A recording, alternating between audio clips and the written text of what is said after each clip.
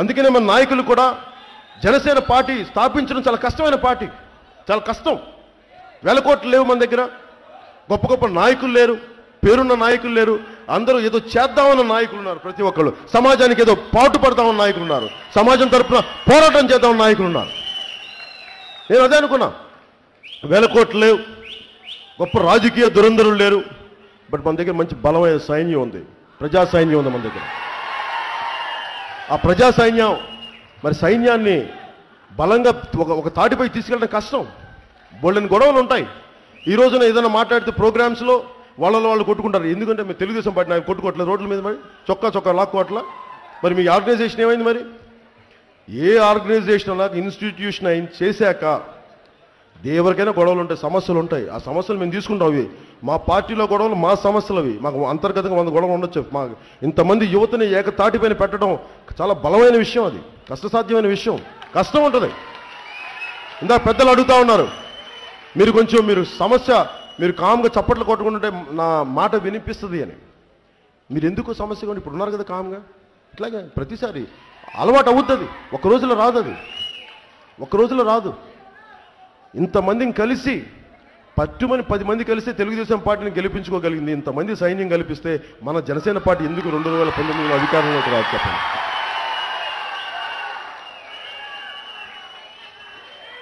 నేను మా పార్టీలో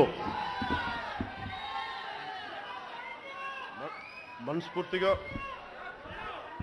పార్టీలోకి వచ్చిన బోలిశెట్టి సత్యనారాయణ గారికి, పాకా సత్యనారాయణ గారికి, ఆలివర్ రాయ్ గారికి, బొగ్గు సీను గారికి, టి రమణారెడ్డి గారికి, డాక్టర్ సునీత గారికి, నండూరు రామకృష్ణ గారికి, గడసాల అప్పారావు గారికి, జె మోహన్ కుమార్ గారికి, బోళ్ళ శ్రీనివాసరావు గారికి,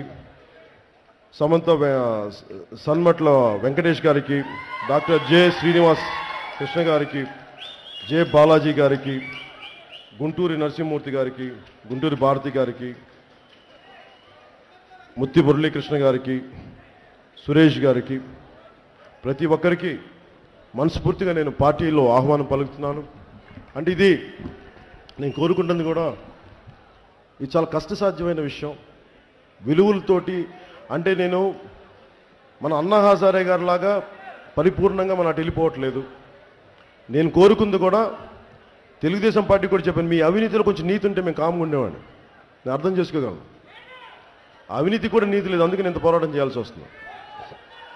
కానీ నేను అనుకుంటుంది ఏంటంటే, నేను కోరుకుంటుంది మన నాయకుల్ని కూడా ఒక సగటు కాంటెంపరీ పాలిటిక్స్ కొంచెం కష్టమైనవి, ఒక మాట అంటే ఎక్కువ, ఒక మాట అంటే తక్కువ. అందుకని మీ అందరి ముందు మా నాయకులందరూ చెప్తుంది, మా వాళ్ళని అర్థం చేసుకోండి. ఫస్ట్ మా వాళ్ళ భావావేశాన్ని అర్థం చేసుకోండి, మా వాళ్ళ ప్రేమను అర్థం చేసుకోండి. వారెవరు డబ్బులు ఇస్తే వచ్చేవాళ్ళు కాదు, ఇష్టపడి వచ్చేవాళ్ళు. ఒక మాట ఒకసారి ఒక మాట వాళ్ళ ఉత్సాహం ఒకసారి ఇబ్బంది కలిగించొచ్చేమో, కానీ మా వాళ్ళు మనసు అర్థం చేసుకుంటే మటుకు మా వెన్న పూసాలి, ప్రేమమూర్తున్నారు. మీరు లేకపోతే జనసేన లేదు, మీరు లేకపోతే నేను జనసేన పార్టీ పెట్టేవాడు కదా. మీరు బాధపడుతున్నారు, నాకు మీకోసం వచ్చాను. అందుకని మనస్ఫూర్తిగా నా కోరిక కూడా ఏంటంటే, ఒక రోజున అందరూ పవన్ కళ్యాణ్ని మర్చిపోయి జనసేన పార్టీ గుర్తుండాలి. అది నా ఆశయం. వ్యక్తి ముఖ్యం కాదు, వ్యవస్థ ముఖ్యం, భావజాలం ముఖ్యం. అలా భావజాలంతో జనసేన భావజాలం బలంగా వేళ్ళూనుకోవాలి. మీ అందరి ఆశీస్సులు కావాలి. పార్టీలో జాయిన్ అయిన నాయకులందరూ మనస్ఫూర్తిగా కష్టపడాలని కోరుకుంటూ సెలవు తీసుకున్నాను. జై హింద్.